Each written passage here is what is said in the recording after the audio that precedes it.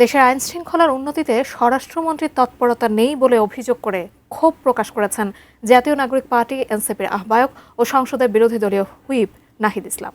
এদিকে এইচএসসি পরীক্ষার্থীদের নিয়ে শিক্ষামন্ত্রীর মন্তব্যের কড়া প্রতিবাদ ও ক্ষোভ প্রকাশ করেছেন এনসিপির দক্ষিণাঞ্চলের মুখ্য সংগঠক হাসনাত আব্দুল্লাহ। বিকেলে ঢাকা ও নারায়ণগঞ্জে আলাদা দুটি অনুষ্ঠানে তারা এ ক্ষোভের কথা জানান। পানির ট্যাঙ্কি ছিল, ওই ট্যাঙ্কিতে অত্যন্ত অবস্থায় সারাটা রাত ছিলাম, খালি কল্পনা করতেছিলাম যে ভোর হবে কখন। 2024 সালের 14 জুলাই মধ্যরাতে তৎকালীন প্রধানমন্ত্রীর মন্তব্যের প্রতিবাদে রাস্তায় নামেন বিভিন্ন শিক্ষা প্রতিষ্ঠানের শিক্ষার্থীরা। আন্দোলনরত নারীরাই ছিলেন যার অগ্রভাগে। সেই দিনটিকে স্মরণ করতেই মঙ্গলবার বিকেলে এই নারী সমাবেশের আয়োজন করে এনসিপির সহযোগী সংগঠন জাতীয় নারী শক্তি। সরকার যেটাই বলুক, সরকার যেটাই করতে চাক না কেন, আমাদের জুলাইয়ের যে প্রেরণাটা ছিল সেটা যেন আমরা একদিনের জন্য ভুলে না যাই।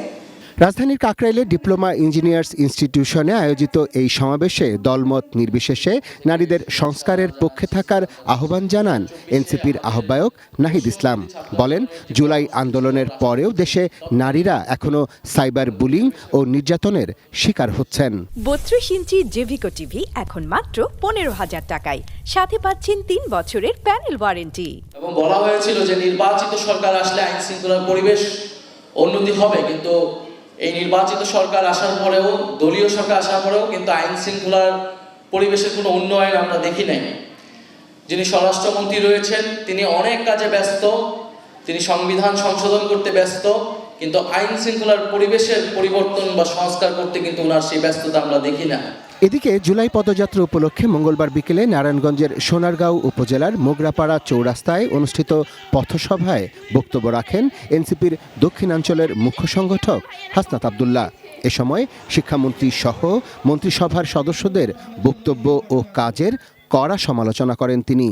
এই শিক্ষামন্ত্রী, আপনি যাদেরকে ফার্মের মুরগি বলছেন, এই ফার্মের মুরগিরা রাস্তায় এসেছে বলে আজকে শিক্ষামন্ত্রী হয়েছেন। এই ফার্মের মুরগিরা রাস্তায় নেমে এসছে বলেই শিলং থেকে এসে সংবিধান বিশেষজ্ঞ হয়েছে। Arafat Siddiqui, ATN news, Dhaka.